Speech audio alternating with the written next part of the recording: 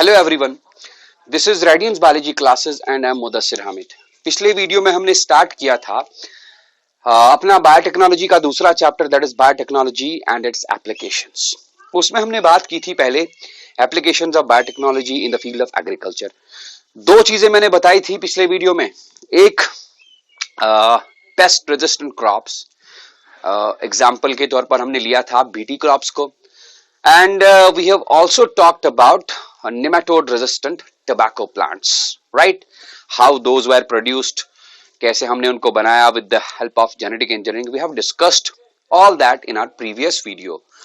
For that you can subscribe to my YouTube channel Radiance Biology Classes and you will find those videos. आज के video में हम बात करेंगे again the applications of biotechnology in the field of agriculture. इसकी बात करेंगे हम। दो एप्लीकेशंस, हम दो चीजें हम बोल चुके हैं उसमें। इसी को मैं applications of biotechnology in the field of agriculture, इसी को मैं आगे बढ़ाऊंगा आज के वीडियो में। ओके, तो लेट्स स्टार्ट। आज हम पहले बात करेंगे हिरुडिन कंटेनिंग प्लांट्स की, मतलब how we have produced, how scientists have produced plants that contain hirudin. Now first let us understand what is this hirudin. Hirudin है क्या? Hirudin एक एंटीकोगुलेंट है।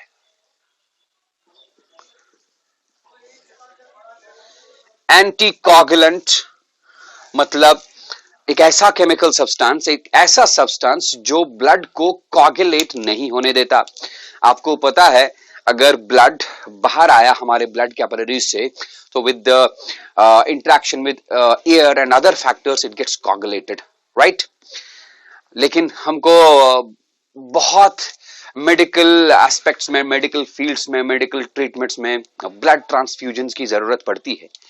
तो उस केस में हमको कोगुलेटेड ब्लड अगर मिला तो कोगुलेटेड ब्लड हमारे किसी काम का होगा नहीं। We need a fresh blood that is not coagulated. Hirudin is an anticoagulant. हम इस एंटीकोगुलेंट को यूज कर सकते हैं to get a fresh blood that is not having any coagulation in it. उस फ्रेश ब्लड को हम यूज कर सकते हैं for blood transfusion in various patients, right? ये हमारा मकसद है। एंटीकोगुलेंट है। बहुत सारे एंटीकोगुलेंट्स आपने सुने होंगे। Heparin is an anticoagulant, right? बहुत सारे हैं। Ethylene diamine tetraacetate, it can be acted as an anticoagulant, etcetera etcetera. Hirudin normally होता है लीचेस के अंदर। Leeches, you know, leeches are the members of phylum Annelida, right? Leech, cattle leeches होते हैं, fresh water leeches होते हैं। Leeches are sanguivorous in nature. Sanguivorous बोले तो दे आर ब्लड सकर्स। जब ये ब्लड सक करते हैं किसी एनिमल से, तो before sucking the blood from the animal they insert an anticoagulant in the blood stream of that animal and that anticoagulant is hirudin. उसके बाद ब्लड कोगुलेट नहीं होगा तो इनको आसानी होती है ब्लड सक करने में, चूसने में, राइट? इसी एंटीकोगुलेंट हिरुडिन को हमने प्लांट से हासिल किया। कैसे हासिल किया? देखिए, साइंटिस्ट ने हिरुडिन से, साइंटिस्ट ने लीच से वो वाला जीन आइसोलेट किया। That gene is responsible for the production of hirudin. Okay, let me show you. Isolation of a gene. Isolation of gene responsible for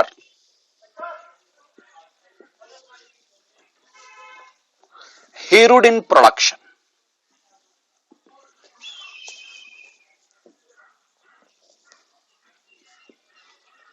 from leeches. Leeches से, leches के genome से ये gene isolate किया जो gene leches में hirudin बनाता था। अब they have introduced this gene into a plant. Introduction of this gene into a plant named as Brassica napus.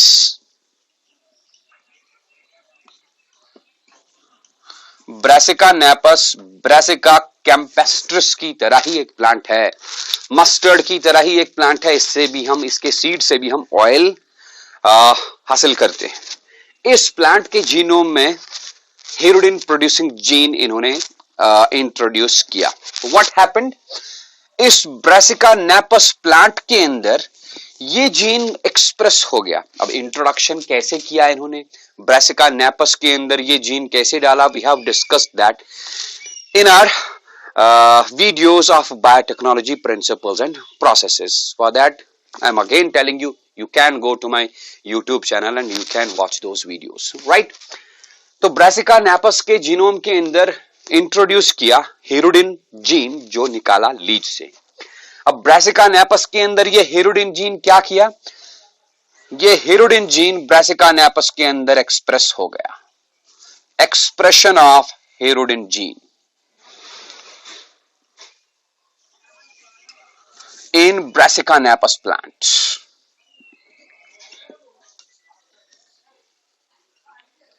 Right, express होना मतलब इस जीन का ट्रांसक्रिप्शन हो गया तो एमआरएनए बना, then translation of mRNA will result in a protein, that protein is none other than hirudin. तो hirudin produce हुआ,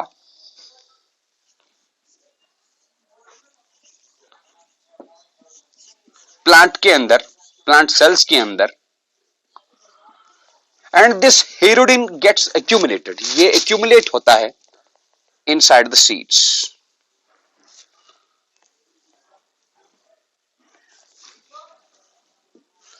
ब्रासिका नेपस के सीड्स के अंदर ये हेरोडिन प्रोटीन जमा हुआ, एक्यूमुलेट हुआ, राइट। अब क्या कर सकते हैं, क्या किया रिसर्चर्स ने, इन्होंने इस ब्रासिका नेपस के सीड्स को लिया, सीड से ऑयल निकाला, ओके, ये निकाला oil, and this oil was containing the anticoagulant hirudin, right. So कुल मिला के बात यह है कि रिसर्चर्स ने एक transgenic Brassica napus plant produce किया by the introduction of hirudin producing gene from the leeches into its genome. ये ट्रांसजेनिक प्लांट, ये genetically engineered plant Brassica napus बाद में हेरोडिन प्रोड्यूस करेगा because of the gene present in it. वो hirudin जमा हो गया इस प्लांट के सीड्स से हम ऑयल निकालेंगे, oil will be containing the desired anticoagulant that we were looking for, and that anticoagulant is none other than herodin. Okay, this was another application of genetic engineering biotechnology in the field of agriculture. There is one more, उसके बारे में भी हम बात करेंगे।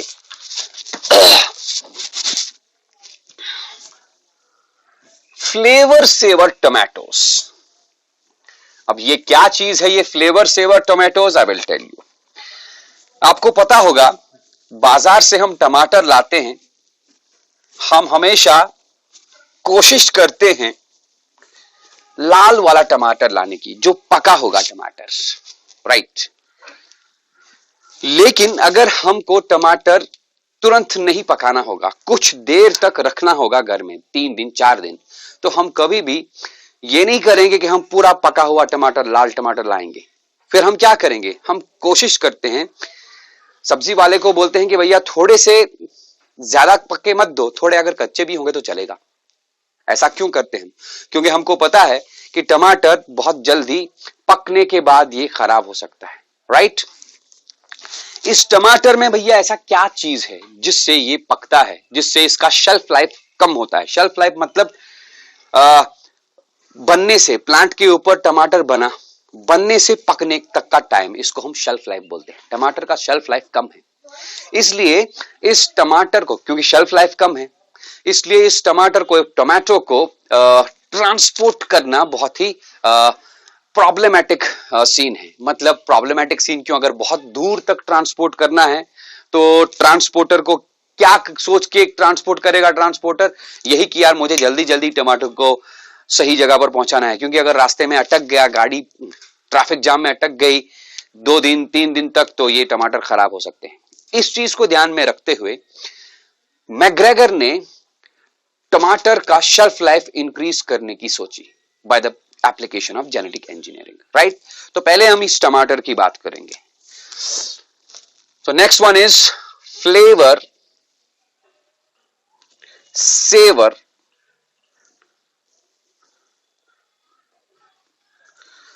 tomatoes। ये देखिए flavour saver tomatoes. Okay,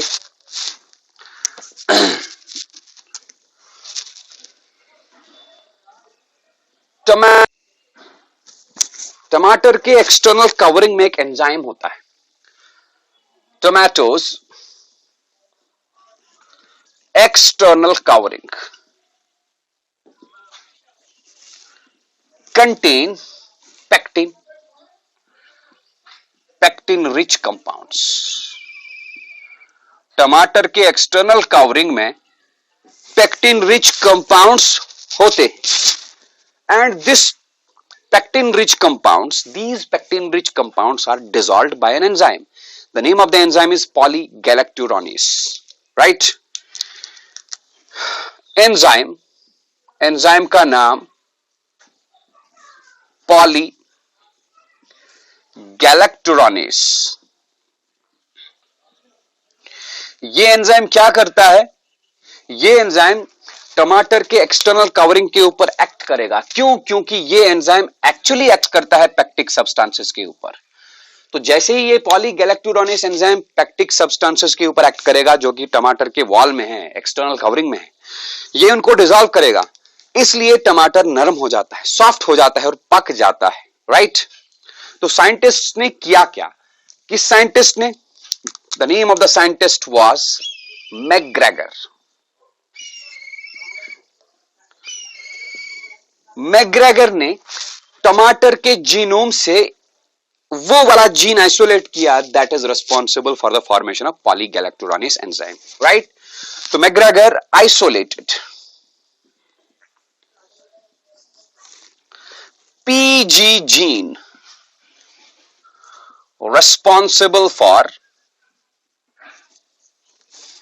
responsible for polygalacturonase formation।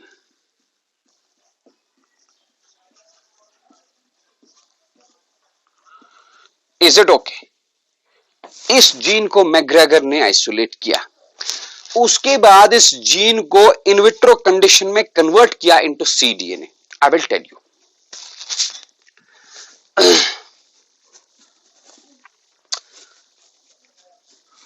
एक मिनट, हाँ जी।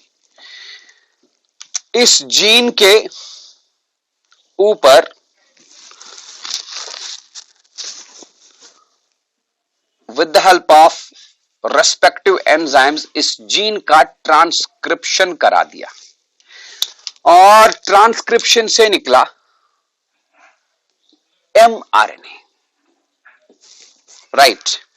इस जीन का ट्रांसक्रिप्शन करा दिया इनविट्रो कंडीशन में, मतलब टेस्ट ट्यूब के अंदर, not inside the tomato plant.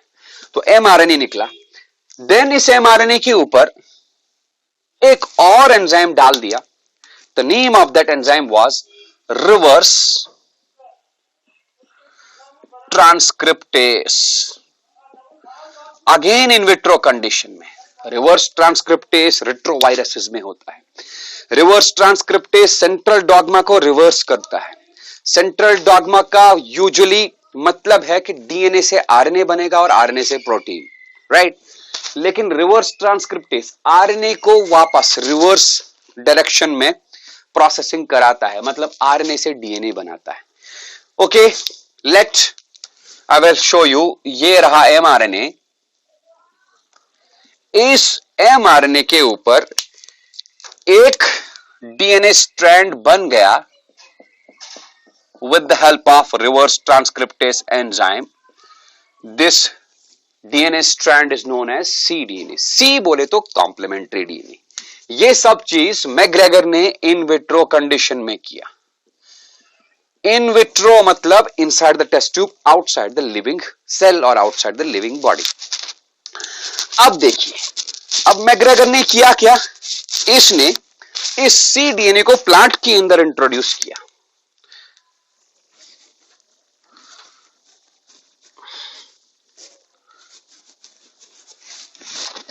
ये रहा प्लांट हमारा। कौन सा प्लांट? Tomato plant. और टोमेटो प्लांट के अंदर मैग्रेगर ने इंट्रोड्यूस किया सी डीएनए।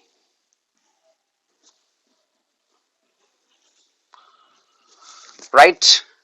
तो मैं ये बोल सकता हूं सी डीएनए किससे बना? एमआरएनए से। एमआरएनए किससे बना? एक जीन से। उस जीन का नाम था पीजी जीन। राइट? तो मैं ये भी बोल सकता हूं मैग्रेगर ने टोमेटो प्लांट के अंदर पीजी जीन इंट्रोड्यूस किया, but in the form of complementary DNA. इसने डायरेक्ट जीन को इंट्रोड्यूस नहीं किया। फिर क्या? इसने पीजी जीन से पहले बनाया complementary DNA strand, then complementary DNA strand was introduced into the tomato plant by McGregor. Right? तो अब इस प्लांट के अंदर कॉम्प्लीमेंट्री डीएनए ऑलरेडी है, लेकिन इस प्लांट के अंदर अपना, टोमेटो प्लांट के अंदर अपना पीजी जीन भी है। You should remember this. तो होगा क्या? इस प्लांट का खुद का PG gene, that PG gene will undergo transcription,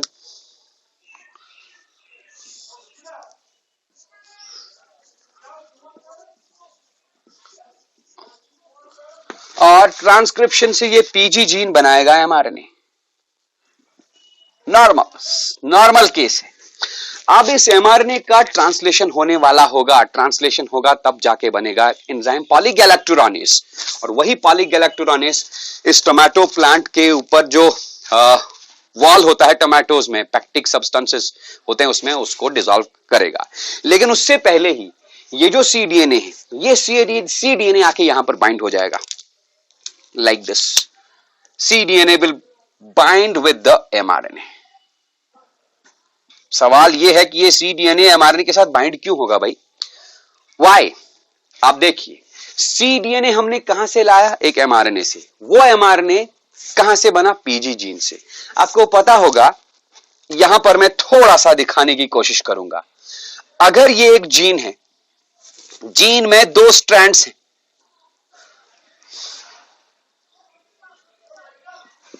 3 prime 5 prime, 5 prime 3 prime. ऊपर वाली जो स्ट्रैंड है 3 प्राइम 5 प्राइम डायरेक्शन वाली, इस स्ट्रैंड को हम टेम्पलेट स्ट्रैंड बोलेंगे। और इसी टेम्पलेट स्ट्रैंड के ऊपर ट्रांसक्रिप्शन के प्रोसेस में इसी टेम्पलेट स्ट्रैंड के ऊपर बनेगा एक आरएनए। मतलब जब इसका ट्रांसक्रिप्शन होगा तो ट्रांसक्रिप्शन से आरएनए बनेगा यहां पर, ये रहा। उस आरएनए का डायरेक्शन होगा ऐसे 5 प्राइम 3 प्राइम, मतलब यहां पर 3 प्राइम तो यहां पर 5 प्राइम, यहां पर 3 प्राइम। ये बना एमआरएनए। तो जाहिर सी बात है इस एमआरएनए की बेस सीक्वेंस कॉम्प्लीमेंट्री होगी to the template strand of the gene. Right? अब इस एमआरएनए से अगर सी डीएनए बना, ये रहा सी डीएनए स्ट्रैंड, इस सी डीएनए का बेस सीक्वेंस इस एमआरएनए के कॉम्प्लीमेंट्री होगा। लेकिन ये नॉन टेम्पलेट स्ट्रैंड, सॉरी, ये एमआरएनए के कॉम्प्लीमेंट्री होगा, बट टेम्पलेट स्ट्रैंड के क्या होगा? सिमिलर होगा। Are you getting me? फिर से मैं रिपीट करूंगा। जीन में 2 स्ट्रैंड्स हैं, एक 3 प्राइम 5 प्राइम, दूसरा 5 प्राइम 3 प्राइम। दोनों स्ट्रैंड्स आपस में कॉम्प्लीमेंट्री है।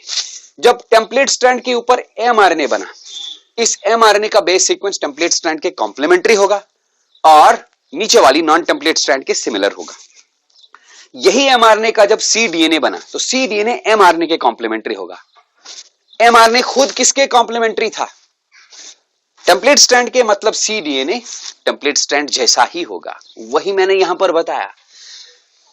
इस एमआरएनए से जो सी डीएनए बना, ये सी डीएनए पीजी जीन के टेम्पलेट स्ट्रैंड के सिमिलर होगा। अब पीजी जीन यहां ट्रांसक्राइब करेगा तो एमआरएनए बनेगा। ये एमआरएनए पीजी जीन के टेम्पलेट स्ट्रैंड के कॉम्प्लीमेंट्री होगा। Remember this, mRNA is complementary to template strand of PG gene. Right? और cDNA, it will be cDNA strand जो है it will be similar to template strand of PG gene. इसका मतलब cDNA mRNA के complementary होगा, इनके बीच में complementary base pairing होगा, बाइंड हो गया। अब बताओ इस mRNA का फर्दर प्रोसेसिंग यानी कि ट्रांसलेशन होगा? नहीं होगा।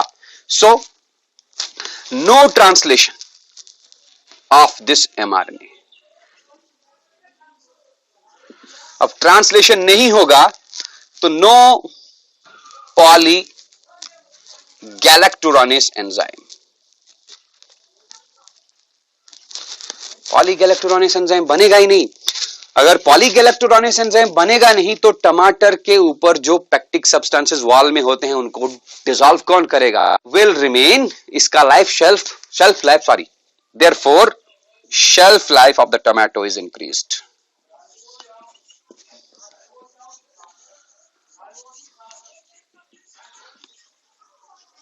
Is it okay? अब हमने किया क्या? हमने टमाटर प्लांट में जीन डाल दिया in the form of cDNA। टमाटर प्लांट के अंदर जीन डाल दिया in the form of cDNA।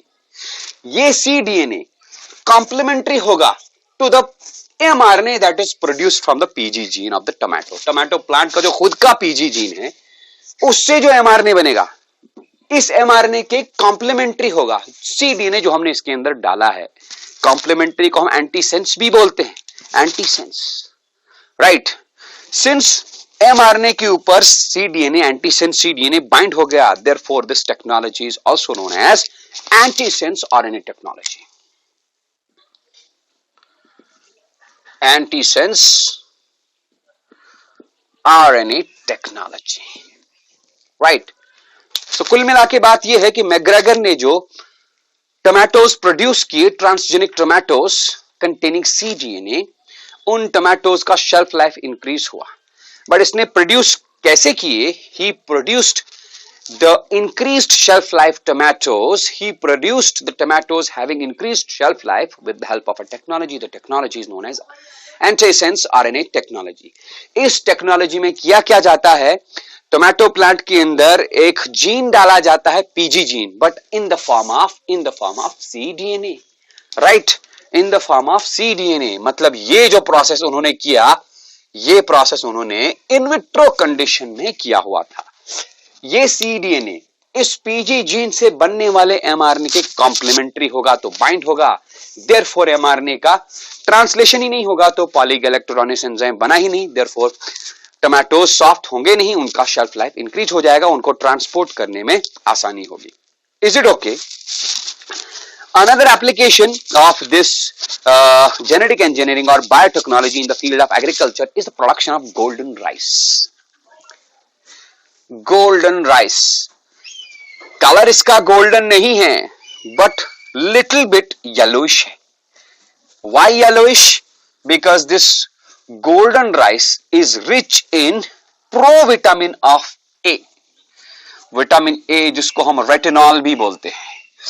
Vitamin A की डेफिशिएंसी को दूर करने के लिए ये वाला राइस रिसर्चर्स ने बनाया।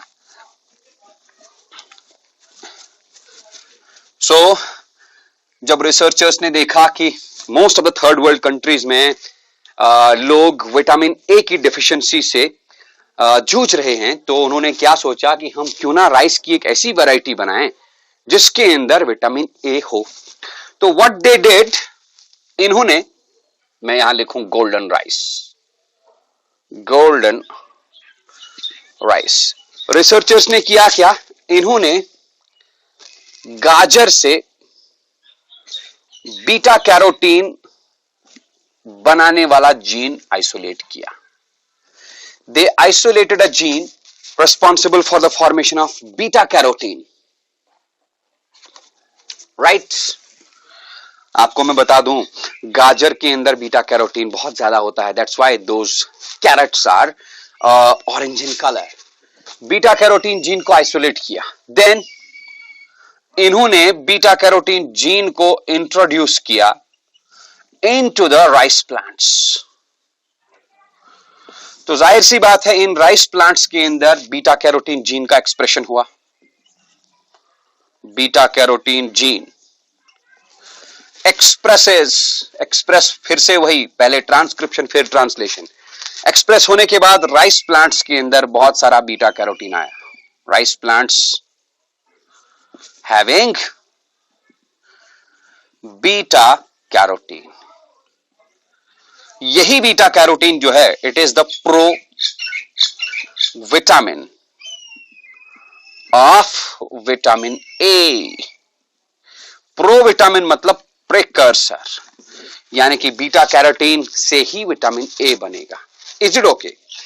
So these were some of the important applications of genetic engineering, some of the important applications of biotechnology in the field of agriculture, right?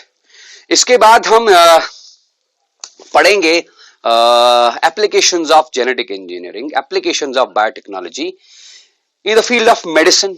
उसमें हम बात करेंगे जीन थेरेपी की, उसमें हम बात करेंगे जेनेटिकली इंजीनियर्ड इंसुलिन की, उसमें हम बात करेंगे production of therapeutic agents like monoclonal antibodies ki. But we will go through all these applications of genetic engineering in the field of medicine in our next videos. Okay, thank you.